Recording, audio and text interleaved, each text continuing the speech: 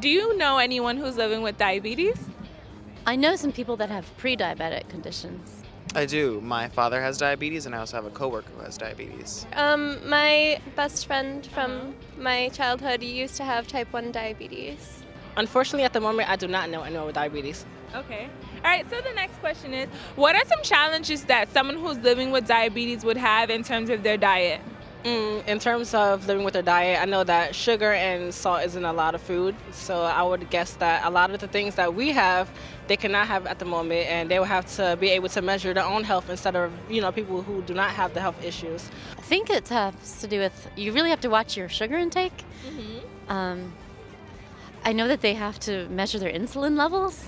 Well, there's a lot of things that my dad wants to eat that he can't eat, and I find that very funny. But it's like I also feel bad because it's just like, he's just a regular person. He just wants to be able to like having fun and enjoy his life. But it does like kind of halt him in some ways. Yeah. I guess they have to watch their glucose levels, so they have to be really careful about what kind of pasta they eat and how much, and then also they can't drink too much alcohol. Other than that, I guess just watch the glucose levels, even if you have like an insulin pump. Yeah. Great that you brought that up. So the next question is, for someone who's living with diabetes, what foods do you think that they should avoid?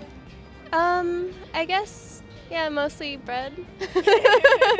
Lots of very sugary sweets, stuff like that. I know my father tries to avoid soda and like a lot of candy and like cakes and cookies and stuff like that. Oatmeal, granola bars, honey. Probably processed foods, which we all should probably be avoiding.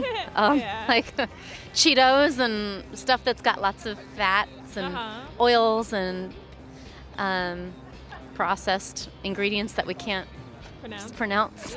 For someone who's living with diabetes, do you think that they should have chocolate in their diet?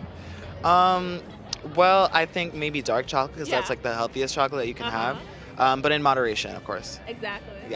Oh, they can have some. It'd be really sad if they couldn't. If it's dark chocolate, possibly, if their doctor tells them to, but other than that, I don't think any chocolate would be good for them. Yeah, why not?